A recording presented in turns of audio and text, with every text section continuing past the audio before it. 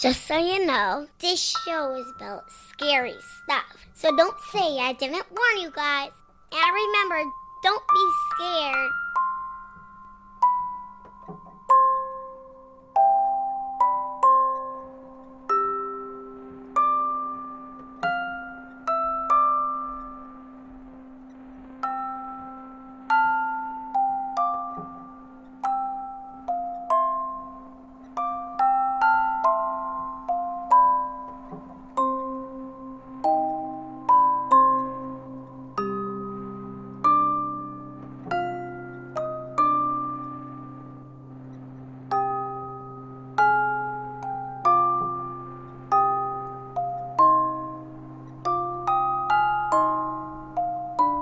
Episode 103.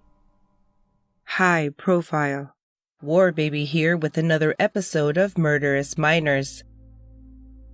On July 15th, 2021, Illinois Governor J.B. Pritzker formally signed Senate Bill 2122 into law, one designed to prohibit police organizations from lying to minors or using otherwise deceitful tactics during interrogations with minors, an issue that elsewhere in the country remains legal.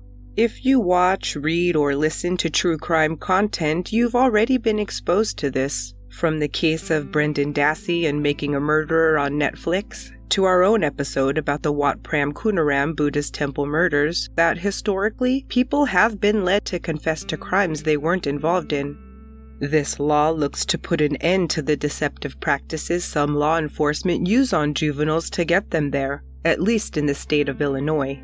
Reading about that brought to my mind a specific case of he said that sent ripples all the way to Illinois, to Chicago specifically in 1993, when famed Chicago Bulls guard and cultural icon Michael Jordan's father was murdered. The 30-year-old NBA player, known as MJ, already considered the greatest of all time and known everywhere on the planet, had just led his team to 3 consecutive championship titles and won gold for the United States as a member of the Dream Team at the 1992 Barcelona Olympics, the first time active professional players were allowed to represent America. As a matter of fact, in June of 1993 at the NBA Finals, MJ and the Bulls defeated my Phoenix Suns in 6 games, the exact way we just went down to the Bucks in 2021. What I'm trying to say is that so many things going on right now brought this case to my mind, from the NBA Finals, to the Olympics, to the new law in Illinois, to the actual date. So let's look at this tragic, windy case from the perspective of almost 28 years gone past. Although everyone wishes the answers were concrete and definitive, almost 3 decades later. I combed through what felt like 100 newspaper articles and used absence of answers. An article written by Dan Wiederer for the Chicago Tribune in 2018, along with the recently released documentary Moment of Truth as my sources. Back in the late 80s and early 90s, you saw James R. Jordan by his son's side more often than not. By their own recollections, they shared an absurdly close bond his whole life, with a family friend from tiny Teachey, North Carolina recalling at the senior Jordan's funeral that as a boy, Michael would hold on to his father's legs and not let go. James Jordan was born in Wallace, North Carolina on July 31st, 1936, enduring a rural upbringing in the southeastern portion of the state. As a boy, he loved sports, baseball most of all, and was talented enough to almost turn pro, ending up instead in the Air Force in 1957. He married Dolores, started a family, and moved them to New York to study aircraft hydraulics with the help of the Montgomery GI Bill, the military tuition assistance benefits program which had only begun back in 1944. The Jordans returned to North Carolina, settling in Wilmington, the historic port city with miles of Atlantic coastland. James encouraged his 2 younger sons, Larry and Michael, to remain active in sports, attending every game they played with his wife, becoming fixtures in the stands throughout the years. MJ's college playing career was cut short when he entered the NBA draft in 1984, going to the Bulls as the third pick and going on to shatter records that he still holds to this day.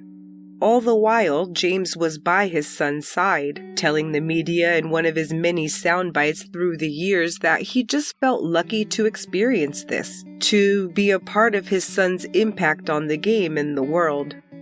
Only a month after the Bulls' 1993 NBA championship win, James Jordan was gone. As in, 1 minute he was traveling along the highway on the night of July 22, 1993, using the phone installed in his luxury car as he headed the 200 miles or so home from the funeral of his former co-worker Willie J. Kemp, a trip he never completed. After the funeral, he visited with the new widow, then joined friends for drinks and dinner before hitting the road for his long drive home. Almost halfway through the journey, James is believed to have pulled his candy apple red Lexus SC400 coupe to the side of Highway 74 and Interstate 95 near Lumberton, Robeson County, North Carolina, to rest his eyes before continuing the drive. The town is along the well-worn route between Florida and New York along I-95. And although he was supposed to be flying out to meet MJ the next day for a golf tournament, it would be a week and a half before it became evident that something was truly amiss. I'm sure you're wondering why this beloved man's family would fail to immediately realize he wasn't where he was supposed to be, even as his 57th birthday passed. The answer is complicated, mainly because the Jordans have dealt with this family tragedy outside of the public spotlight. MJ did say that it wasn't abnormal for his father's plans to change abruptly, as he did have a business but traveled frequently, with and without his busy famous son, and he enjoyed getting time to himself. When he didn't show for the tournament, it was just assumed that his plans had changed. Law enforcement did later disclose that Michael Jordan's private security team began investigating his father's whereabouts at some point prior to his being reported missing on August 12, 1993. We have almost 30 years of articles, interviews, and conjecture from which we can draw conclusions as to what happened. What we know for sure is 56-year-old James Raymond Jordan crossed paths with 17-year-old Larry Martin Demery, and at some point his 18-year-old best friend Daniel Andre Green, and one of them shot the man once in the chest with a .38 caliber handgun. Both teens dumped James's body 40 miles away, just over the state line in McCall, South Carolina, and roughly 1 mile from where Larry Demery worked, at Crestline Manufacturing, a fabricator of manufactured homes. Jordan was admittedly targeted for a robbery, then shot. He'd pulled over reportedly only 50 yards from a Quality Inn, and almost as close to the T&A flea market, often used as a rest stop back then, and it was at the motel that investigators and Larry Demery say the teens planned to scope out a victim. Green says he wasn't involved in any robbery. 11 days after James Jordan set out for home, his body was recovered from the gum swamp, having been spotted by a fisherman who's probably never slept right again. The decay was staggering, and after an autopsy, his body was cremated as a John Doe, with the jawbone and hands preserved for future dental verification and fingerprint identification. For days, the identity of the John Doe had remained a mystery, until the coroner down in South Carolina saw a report about a Lexus being found in North Carolina, seeing that it had been purchased by Michael Jordan. The car had been stripped, vandalized, and abandoned in some woods 2 miles off I-95 in Fayetteville, North Carolina, roughly 40 miles north of Lumberton, where James was believed to have pulled over. Authorities realized who owned the car the same day the missing persons report had been filed. The following day, August 13, 1993, dental records and fingerprints belonging to James Jordan were used to positively identify the body as the father of the most famous athlete in the world. Quickly, 5 different investigating agencies were involved in this investigation, including the sheriff's departments of Robeson and Cumberland counties in North Carolina and Marlborough County in South Carolina, plus the North Carolina State Bureau of Investigation and the South Carolina State Law Enforcement Division, meaning, in short, that lots of police officers wanted to catch this killer. Police soon determined that 4 individuals were involved in stripping the Lexus and vandalizing it, and they pointed the finger at a guy named Daniel and his friend identified only as a, quote, Indian kid, meaning a member of the Lumbee tribe of North Carolina. They told police that Daniel, who was the one who pointed them to the abandoned car, had a brother stationed at Fort Bragg, information they used to track down 18-year-old Daniel Andre Green at his mother's home in Lumberton, where he and his friend Larry just happened to be staying. Green had only been living there since the previous month, when he was paroled on an assault with a deadly weapon with intent to kill charge. Daniel Green and Larry Demery had known each other since they were toddlers, according to Robeson County Sheriff's Detective Mark Locklear back in 1993, but Green describes meeting him somewhere around 3rd or 4th grade. His parents divorced when he was still in elementary school, causing his mother to relocate with him and his sister to Pennsylvania. Once there, they moved throughout low-income areas as she tried to make it as a single mom. Green was smart, but with a stutter and a southern accent, he changed schools a lot as well, making it hard for him to find friends. But the one person who was always there for him was his old pal Larry Demery, especially after Green's family returned to the area, and he still didn't fit in. The guys in his new school apparently didn't appreciate the intelligent city boy that all the girls found so interesting, and he soon found himself getting in fights. When he got into a fight with 3 guys at once, he grabbed an axe and started swinging, hitting a classmate named Robert Ellison in the head with the dull side of the weapon. Green was arrested and charged with assault with a deadly weapon with intent to kill when he was 16 years old and sentenced to 6 years in state prison. He pled guilty, he says, because his public defender told him to, even though credible witnesses corroborated his self-defense claim. The conviction was later vacated because of this. Historical news articles show that Green entered an Alford plea, pleading guilty but maintaining his innocence. While locked up, Larry Demery was the only friend to keep in contact with him, to check to see if he was holding up okay, and when he was released after 2 years, the pair picked up where they'd left off. Green said that he planned to attend school back in Philadelphia, seeing his early release from prison as a chance to get his life back on track. So for the summer, he was going to have some fun, a last hurrah before he took off and grew up. By then, both teens had dropped out of high school and had criminal records, and when James Jordan was murdered, Larry Demery was out on bail after being indicted and arrested for the armed robbery of an elderly woman the previous October. Following his arrest in the murder, Demery's victim, who suffered a fractured skull and blood clots on her brain as a result of the attack, said, quote, "I don't feel good about what he did to Mr. Jordan, but now maybe they'll get him for what he did to me. If he would have been behind bars, maybe Mr. Jordan would still be alive."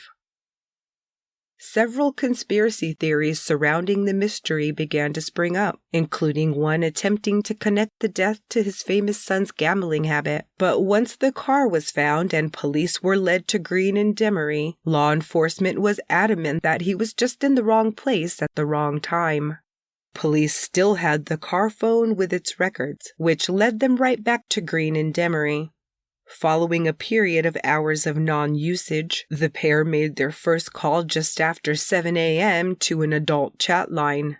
Then, around 10:30 a.m., a second call was made, determined to have been made to an alleged local cocaine trafficker whose biological father happened to be the current sheriff of Robeson County, but who also worked at the same place as Larry Demery. Other calls from the car were linked to friends and/or family of both of the suspects, and cell tower information placed the car in and around the Lumberton area when the calls were made. According to police, at approximately 3:30 a.m. on July 23, 1993, Green and Demery targeted James Jordan's red Lexus pulled over on the side of the US 74 for a robbery. Although officials did not initially name the shooter, they alleged that both Green and Demery were there and that Jordan was ambushed and immediately shot and killed. Then his body transported and dropped into the gum swamp after a few hours. Multiple witnesses spoke with police, including the friends who later stripped the car and Green's half-brother in the Army. They, plus other friends and neighbors, saw the car in the possession of Green and Demery for several days following the crimes. A cursory search of Green's mother's home hadn't returned anything, but when it was searched the following day, police not only found a .38 caliber handgun hidden inside a vacuum cleaner, but they also recovered a videotape featuring a video of Green lip-syncing a rap song. What was interesting about the video, police found, was that the lyrics talked about shooting a man, and that Green was wearing glasses, a ring, and a watch, soon traced to James and Michael Jordan. This episode is brought to you by Best Fiends. Finally, it kinda seems like things are getting back to normal out there, with more and more people getting brave and venturing out to enjoy this summer, which is going by faster than ever. But if you're like me and just want to feel like you're enjoying an adventurous summer but from the comfort of your own home, try Best Fiends, the free-to-download casual mobile puzzle game I'm still in love with. It's so easy to fit into your life and enjoy, and with thousands of levels ready for you to conquer, there's always more wheels to spin and adorable characters to collect and evolve. New characters, challenges, and rewards added all the time. Download the 5-star rated puzzle game Best Fiends free today on the App Store or Google Play. That's friends without the R. Best Fiends.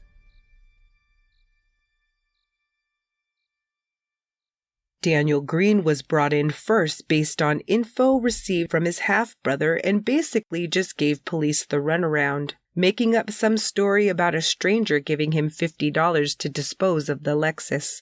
He denied knowing Demery, who was soon down the hall being questioned as well, although Green didn't know that.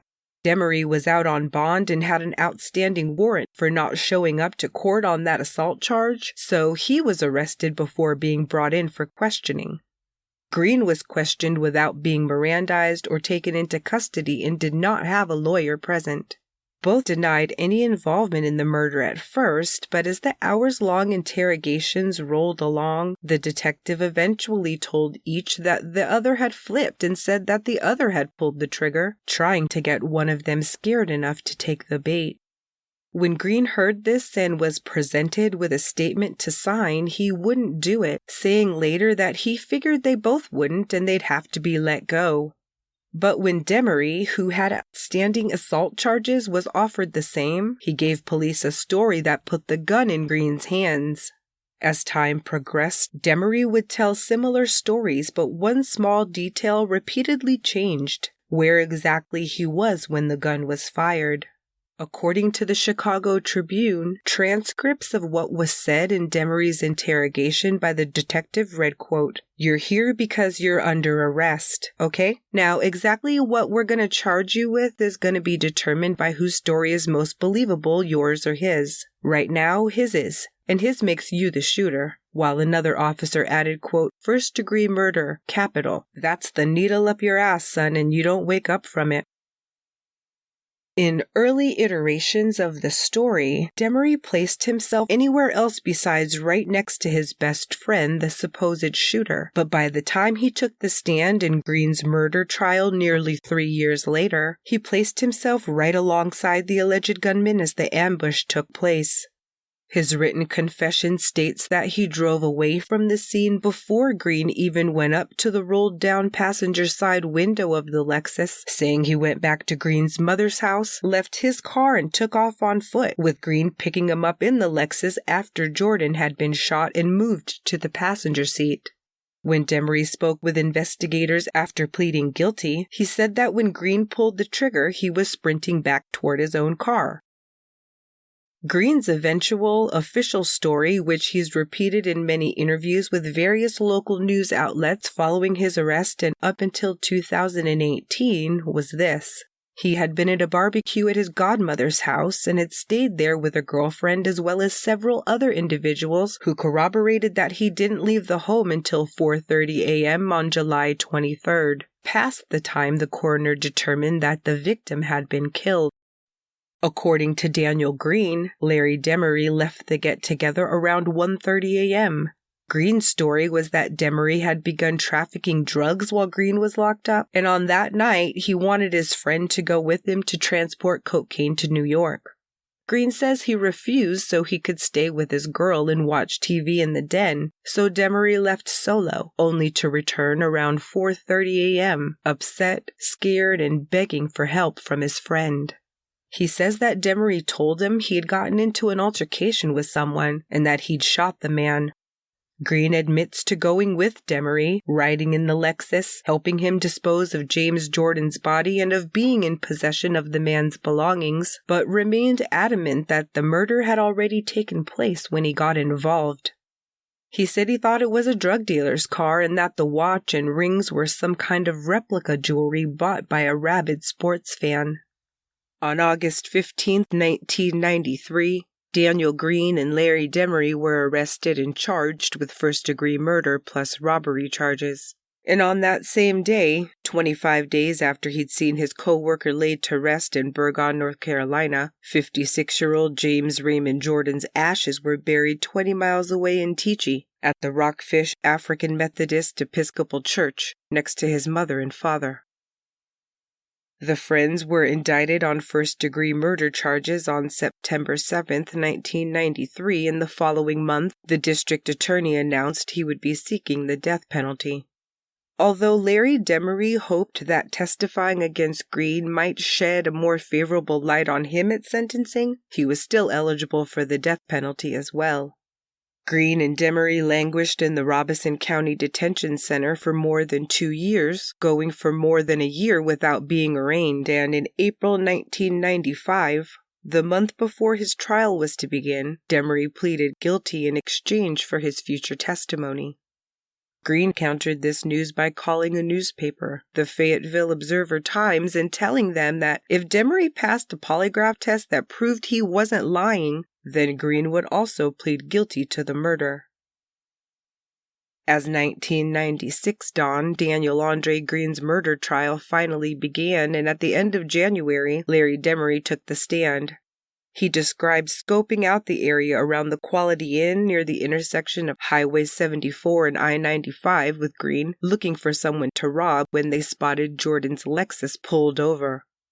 Demery testified that on their second attempt to creep up to the open passenger side window without waking the driver, Green shot the man at point-blank range through the window as he began to wake up. He claimed that Jordan had stirred, saying something like, "What's this?" or "What's going on?" opened his eyes, and that, quote, no sooner than the words were out of his mouth that Daniel shot him. I couldn't believe he had done it. There had never been any discussion of hurting this man to get what we wanted, ended the guy who was also accused of hitting an elderly woman over the head with a cement block after lying in wait just months before Jordan's murder.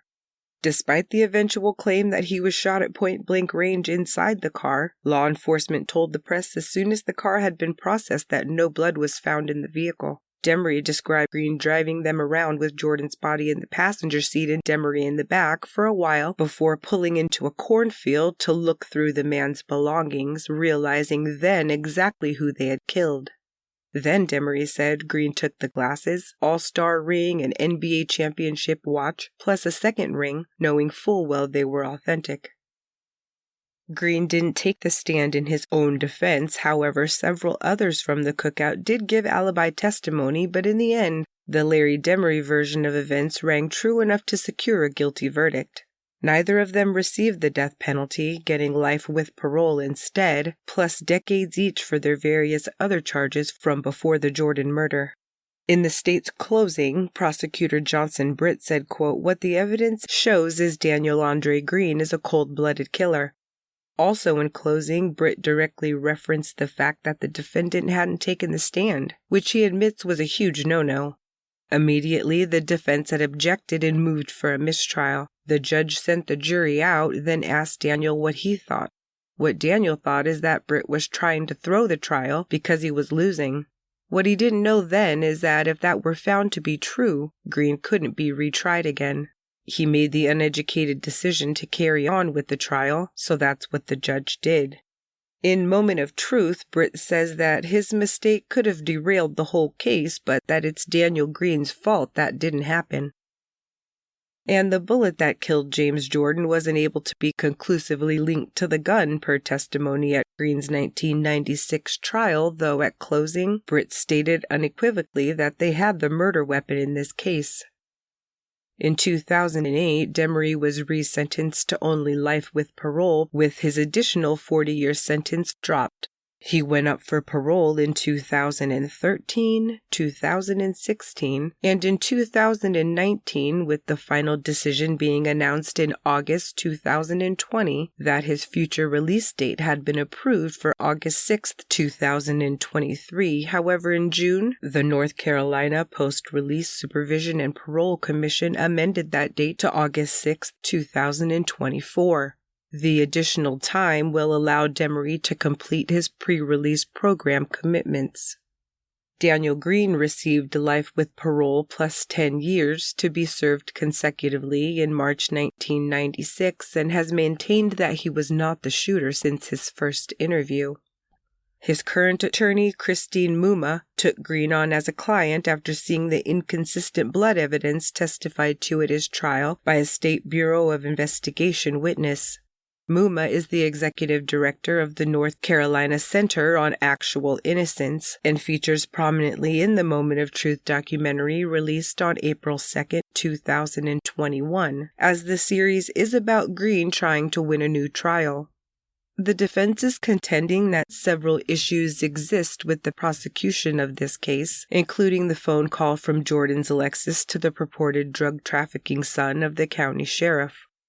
When the defense attempted to address the call in court, the judge said no, claiming that no evidence existed proving that the sheriff was even his father. Muma points out that while the judge was saying this, the prosecution had the evidence that proved the biological connection, though they didn't say anything. Britt countered that allegation with the innocuous quote, "There are rules that we have to follow in presenting evidence. If you don't have a rule under which to get something admitted, it doesn't come in." Muma also points to inaccurate blood evidence testimony plus inconsistencies in the chain of custody of Jordan's shirt and the sudden appearance of a gunpowder-covered hole in the chest area that didn't exist at autopsy. Perhaps the most astonishing tidbit, however, the real bombshell, is that she says Demery recanted his testimony to her on New Year's Eve 2018, telling the media when the documentary was released that, quote, "I can tell you as someone who was at the prison with the co-defendant, he did tell me that Daniel was not the shooter and that he was pressured to give information to law enforcement." In her affidavit signed on March 6, 2019, it stated that, quote, his testimony at Mr. Green's trial was not truthful. Muma contends that besides herself, several inmates have stated that Demery had told them that he lied on the stand, as did a journalist. The Absence of Answers article does reference a signed affidavit from 2015 from a local Native American reporter who said Demery told her the same thing from jail following his arrest. The then editor-in-chief of a publication called the Carolina Indian Voice admitted that she didn't publish the information out of respect for Demery's mother, whom she knew, and because she knew that Demery was going to testify against Daniel Green. Green has been attempting post-conviction relief since the year 2000 and continually points out that had he been convicted of a crime based on his actual involvement, such as accessory after the fact, he would have been released more than 15 years ago. So far, no court has found these claims to represent evidence substantially different enough to grant an evidentiary hearing or a new trial. His attorney plans to appeal all the way to the U.S. Supreme Court if necessary. According to his inmate record, Daniel Green will be eligible for parole for the first time in August 2021. He's currently housed at Tabor Correctional Institution in Tabor City, North Carolina. When asked what he would say to his former co-defendant if given a chance, his answers always revolve around the fact that Demery didn't know he was being lied to.